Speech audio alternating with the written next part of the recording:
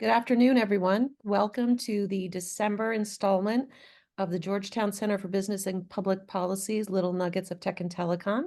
You are joining Carolyn Brandon and my pal, Jen Fritzsche. Hello, Jen. How are you? Hello, Carolyn. Are Racing you in till the end of the year, huh? are you in Chicago today?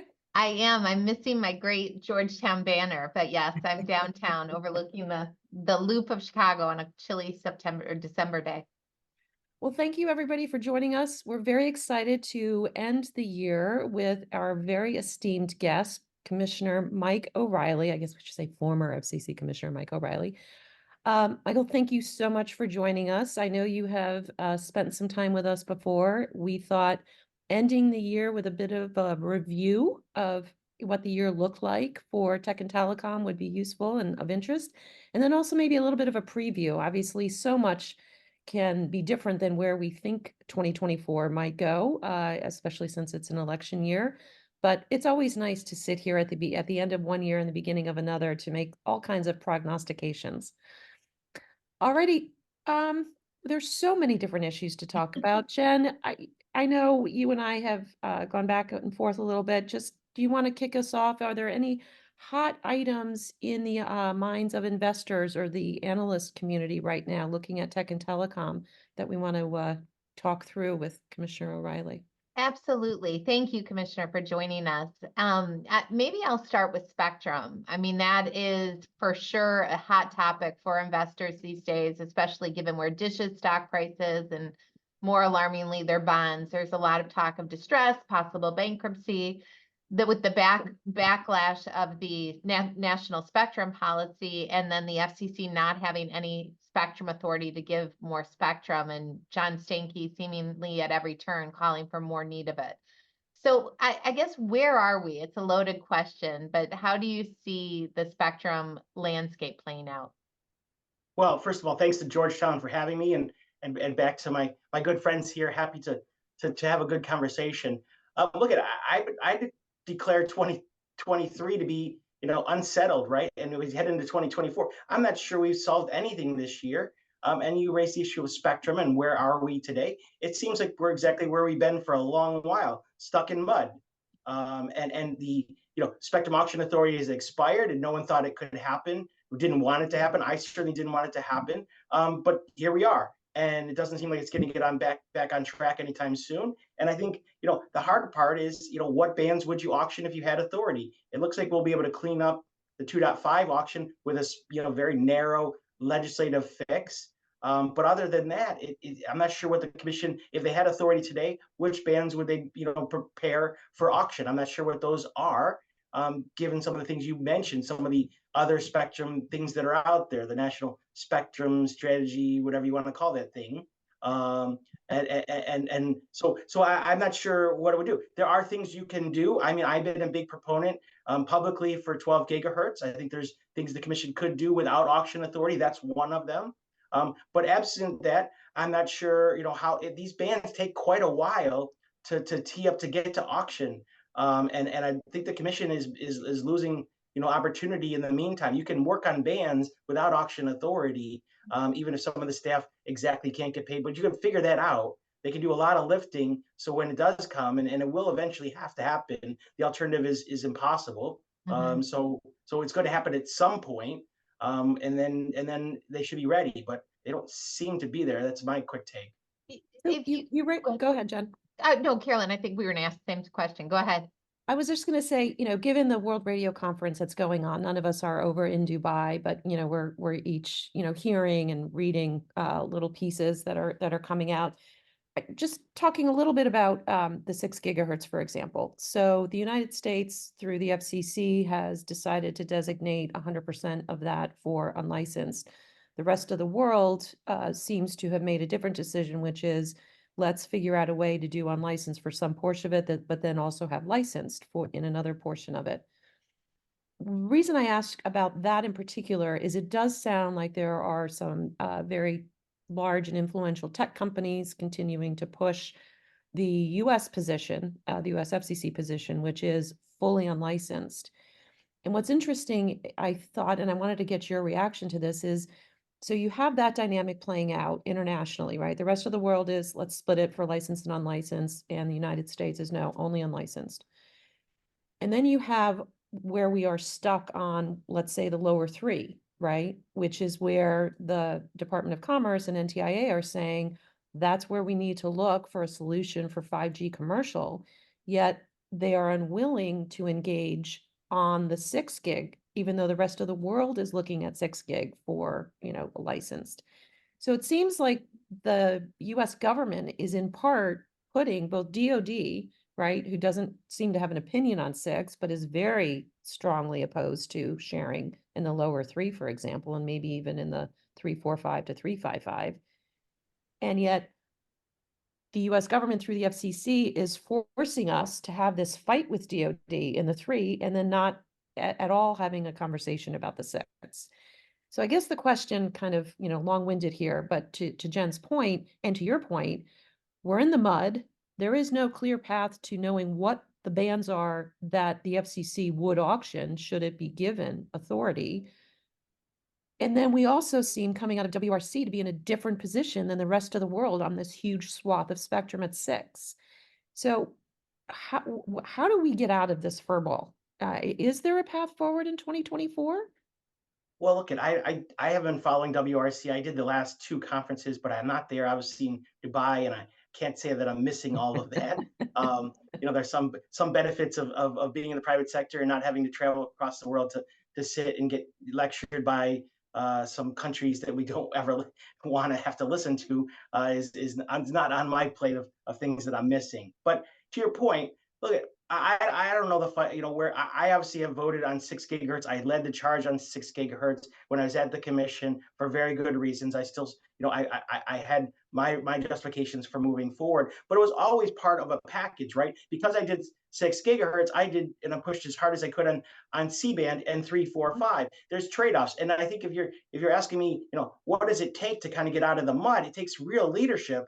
And it does mean that sometimes you have to crack some eggs, and that means not everyone's going to be happy, but you also have to balance some of the equities and recognize, okay, well, if this isn't in play, what can I do to make up for it? And so it can't be these, you win and you lose on on these items. It can't be these splits. And if it means addressing, if I also don't have a second part of my answer is I don't have a difficulty. The United States goes in one direction with a number of like countries. I said that about WRC. I think we're losing focus on WRC and its value.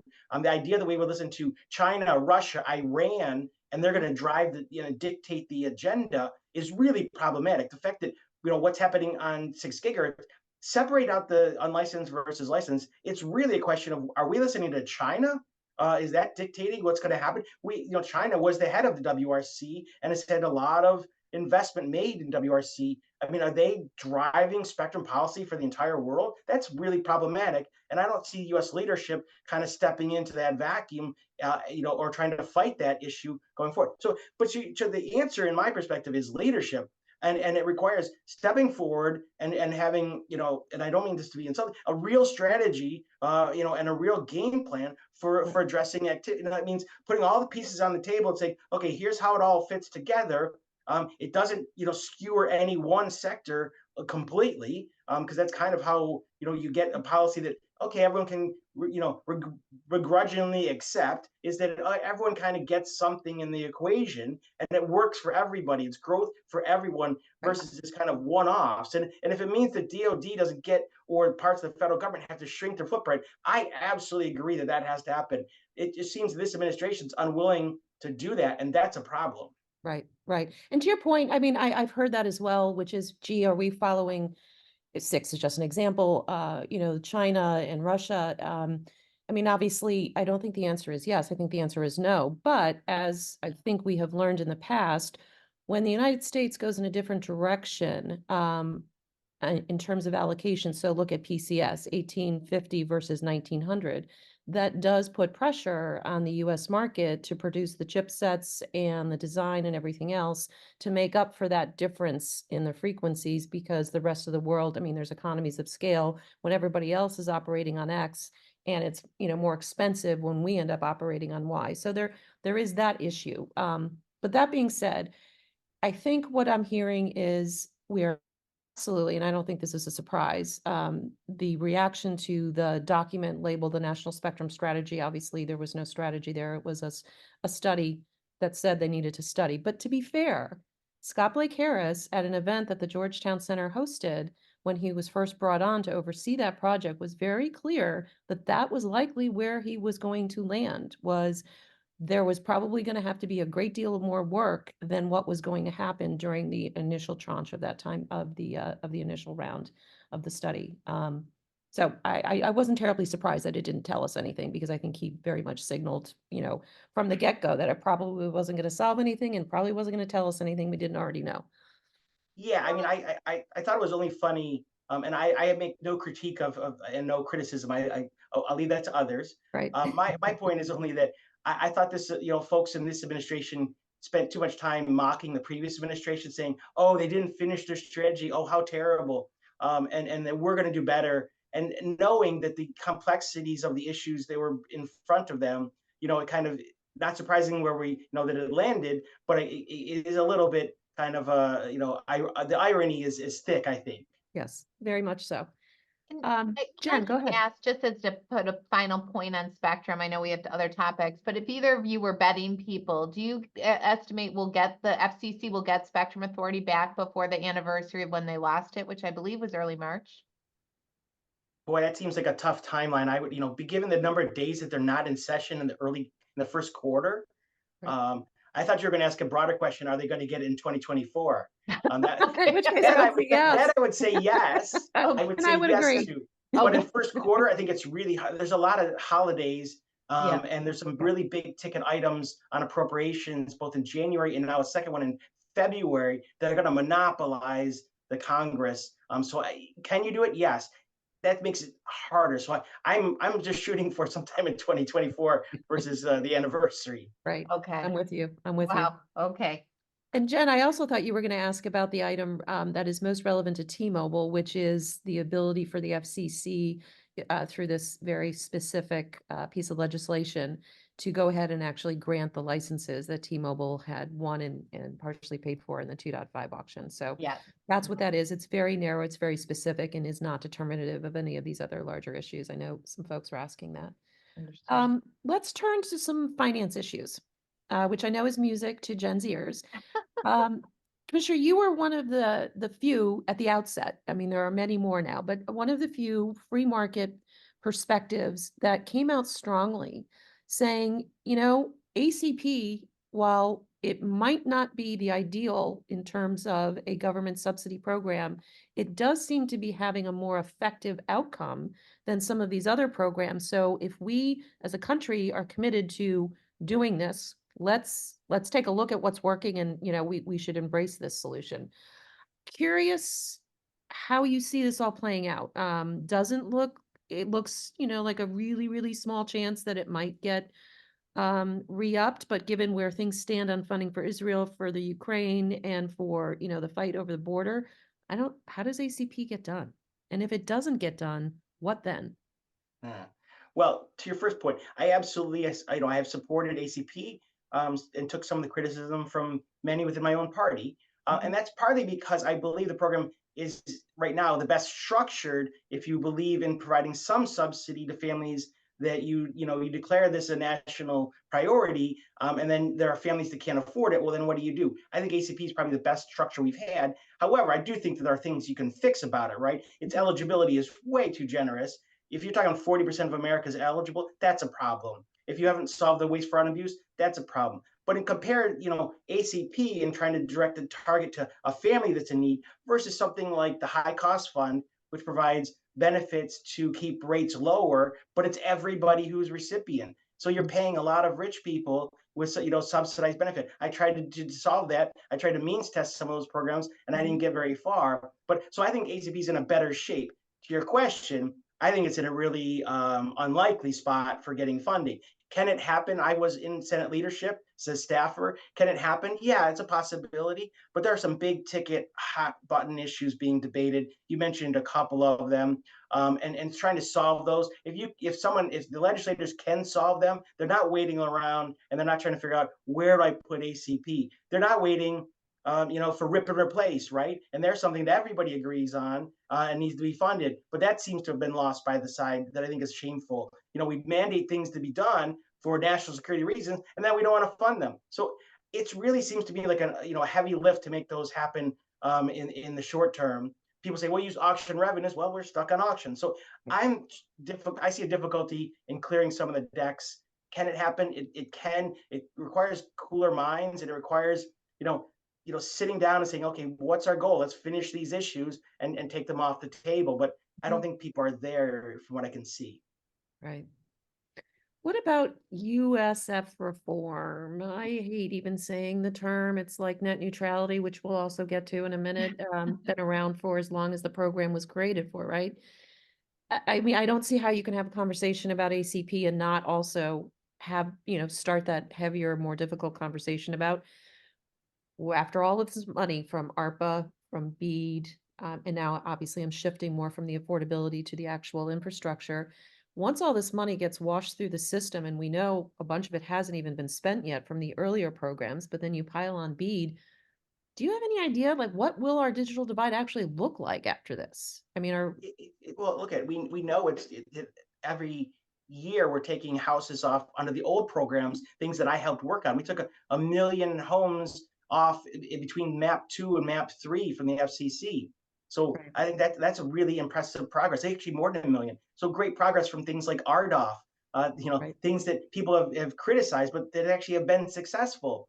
They didn't like every element of it, but it is actually working. So there is a lot of money coming into the system, and money that's already been in the system. I think we have difficulty. I don't think USF itself can stop, but I think there's pieces of it that probably should be put on hiatus to try and figure out what that means. Like there's parts of like high cost, right? I don't think you stop ACAM in the new ACAM program because there are homes that are not going to be part of BEAD, for instance, and so those are still going to have to trek along and be funded. But there are pieces in terms of the digital divide where I don't think we're going to see RDOF phase 2 for that very reason, that's going to have to wait, and you see what's left after all this money's gone through the system, and flushed through on the accessibility side, on the building side, the infrastructure side, whether it be BEAD or the Treasury money or RUS money, Reconnect. I mean, all those pots of money are going in pretty substantial, and all the ARPA money that's gone in. So all that funding is going to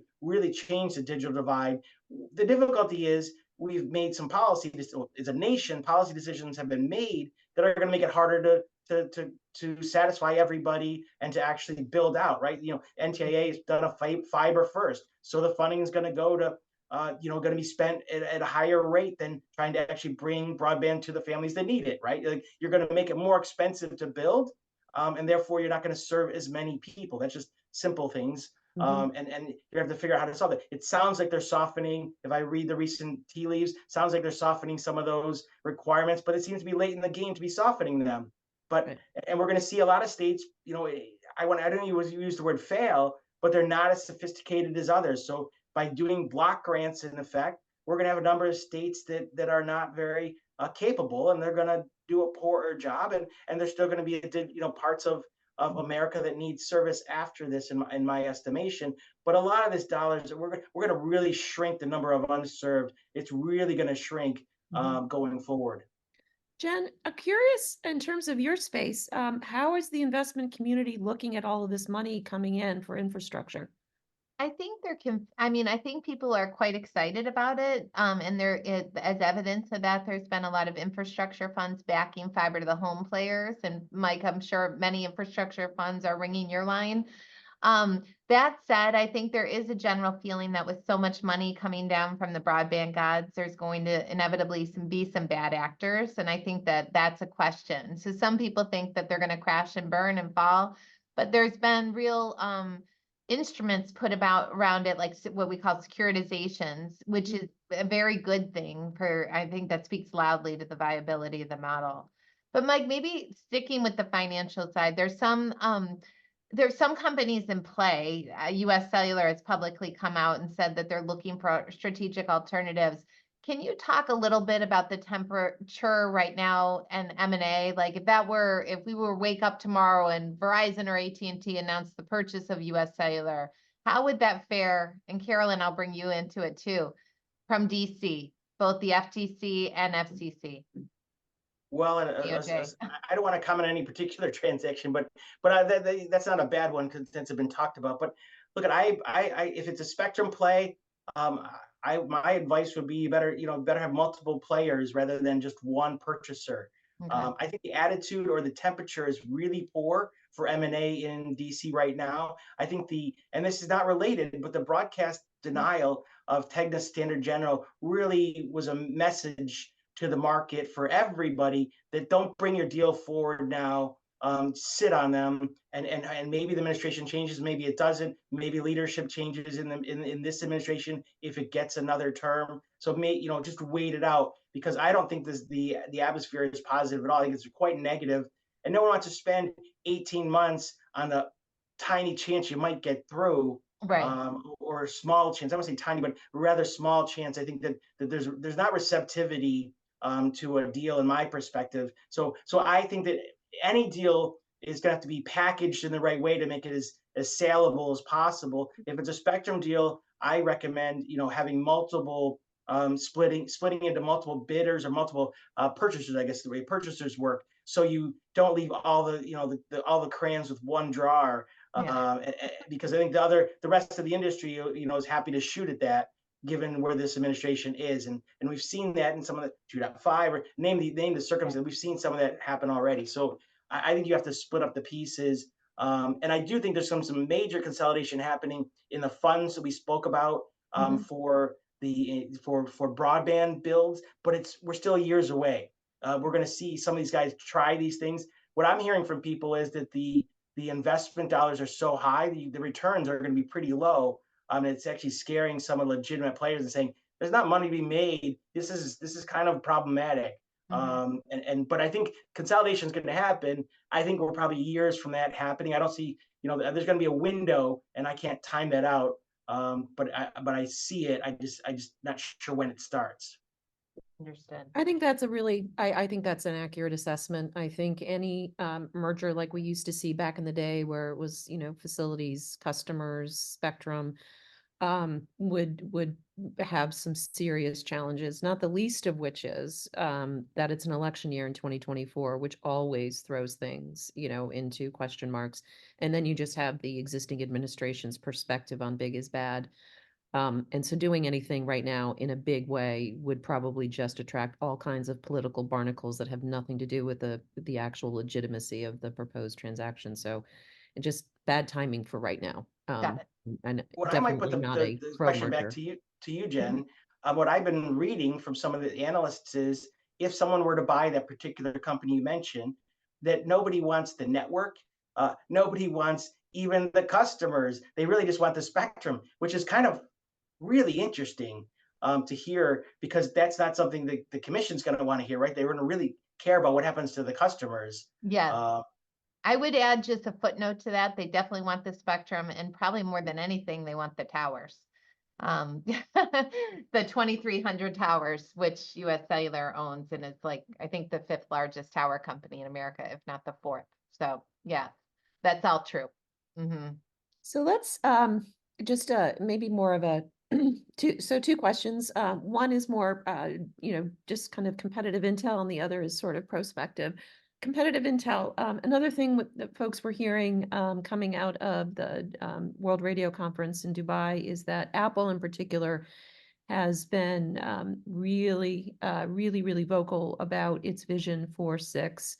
And some have argued that that is based on the expectation they're going to be rolling out this Vision Pro product and set of goggles in January. Was wondering if you guys are hearing anything about what Apple is up to in that space, and if you can't address it, totally understand.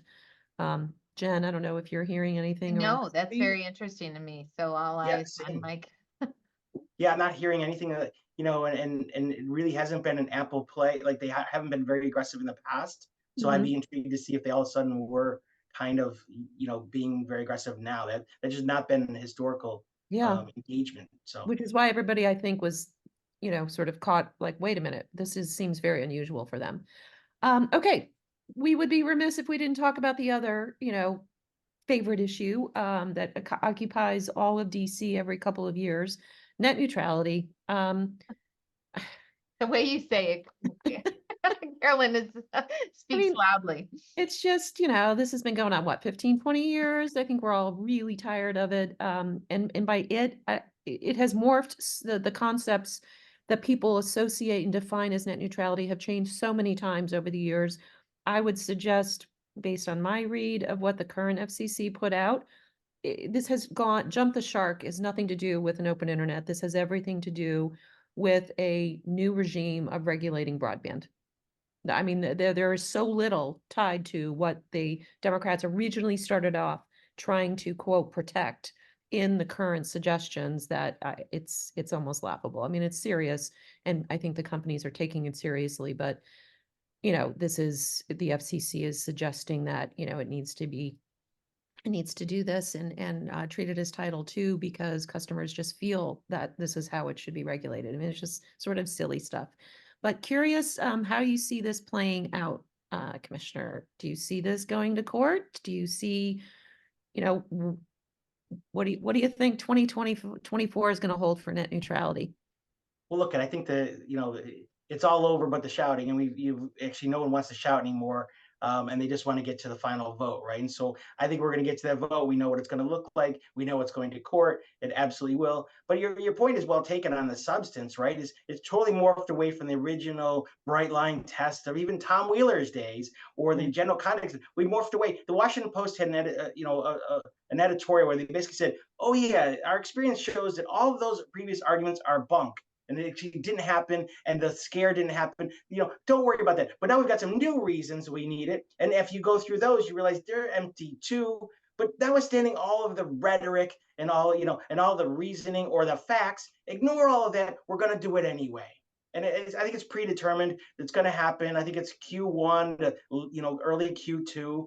And then we try and figure out what does that mean. There are pieces of it that I really care about and I'm really worried about. Pay prioritization to me really matters if you want to run a modern wireless network and you actually think you can monetize parts of it and be successful trying to make some money off of 5G, but actually be able to invest in 6G. We're finishing the standards in 2030, which seems so far away, but it's not. And we can't make any money. 5G has been very expensive. We can't make any money off it as a nation. So I'm troubled by things like paid prioritization ban. And what does that mean for things like, and I've been saying this for a while, what does it mean for network slicing? If you can't do network slicing, we're in a real difficult spot. Right. Jen, does the street care about this, or is it a big eye roll, like, oh God, here we go again, and let's just hold our breath until we see what the final is? Significant fatigue on the net neutrality aspect. Right. Yeah. Understandable. So what about 2024? Aside from, we know, the path for net neutrality, we know that there will be, some serious discussions based on what happens with ACP or doesn't happen with ACP. What other issues do we think, and Jen, I think I'm posing this to you as well as to Mike, what other issues are floating out there a little bit under the radar that may become very relevant at that junction of business and policy inside the Beltway? Well, I'll start. Please. Jen, you start. No, go ahead. Well, I'll start and only say I'm having a tough time coming up with a new issue or something I just see us trying to close the old issues and resolve them, whether it be net neutrality, whether it be spectrum, whether it be digital discrimination, whether it be the court cases that will follow from all of those things, that all of that murkiness. So USF, ACP going into general USF reform. Are we going to solve some distribution issues before we solve, the new spending issues, right? Are we going to, before we figure out how to tax more consumers, maybe we got to figure out how we spend better. But so I'm having a tough time figuring out, like, oh, here's a sleeper issue. This one actually might be legit going forward. I don't know, Jen, you have one that might jerk my mind around? Yeah, no, I agree. I think that is true. And I think from like the street standpoint, as my world is, it feels like the definition or the mention about 5G has been replaced with AI. And it's like, that is all the kind of new shiny topic that people want to chase. And, it was 3 years ago, I was an analyst, and Carolyn, I've been at conferences with you where at that time, I said AT&T is the largest spender in capital expenditures, second only to the US government. Now we're sitting in a world where, pick your Amazon, Microsoft, et cetera, spends what AT&T does in a year in a quarter and a half. So, I think telcos, who is the competition? Is it actually the CSPs, the cloud service providers? I think is a big and open question here. Yep. The only thing I would add in terms of something to keep an eye out for in 2024 is number one, this partnership that was announced recently between the FCC and Democrat attorneys general to commence investigations into broadband providers to, I think the assumption there is they must be doing something, nefarious. So that's just an open-ended, could be scary depending on because it's very political, right? So you never know where that's going to go. And then just based on, I haven't been practicing in front of the FCC in a long time, but just as a casual outside observer, I do fear the growth of more enforcement. So the FCC going down the path of enforcement as opposed to good policy. And, you see more enforcement matters being opened up, and you also see fines going up dramatically. And if you look across the various industries, I would argue that there are more investigations and enforcements tied to our space than there are, well, maybe with the exception of broadcast, than pretty much, anywhere else. And so I think that potentially, if the trend continues there, Jen, may be a bottom line issue for some of the folks in our Interesting. space. Okay. Very. Yeah, that's fair. That you're going to see enforcement tick up, especially when you design these policies that are a little bit more slanted, and you're going to Yeah. find them try and be aggressive from the policymakers to put them forward, right? So Right. that's not a shocker. I mean, look, there's some enforcement I fully, pirate radio. I absolutely want to use enforcement to go after them, Yep. right? That makes all sense to the world. These other universes, we've, and I gave speeches about this. We've made it a scenario where you shouldn't, and as a provider, come forward and put your foot up, your hand up and say, hey, you know what, I have an enforcement issue and I want to bring it to your attention and I want to resolve it, because the regulator has been punching those people right in the face. There's no value in self-identifying a problem, and that's a mistake in my mind. I've tried to, I propose different ideas to deal with it, but you can't have an enforcement regime that doesn't respect that you're trying to come into compliance. Right. And that's what we have today. You make it too painful. You have to have scorching new numbers to make someone's headlines. That's a problem in my mind. Yeah. No, Mike, absolutely. maybe the last question we'd ask, I think you said you started 2023 calling it and would be a year of unsettled, if I'm remembering. What's the word of the year going into 2024? It's more of the same, but the answer really is muddled, right? Okay. Muddled. Muddled shit How show. about this? If you look at, I'm begging for leadership. Right. At every Wow. level, right? Just step outside of our realm and just, generally around the country on so many issues, right? Well, Gosh, I was that's if hoping you're talking about macro. If you're talking macro, then I think it's breathless, right? We're all like, what's going to happen in the election?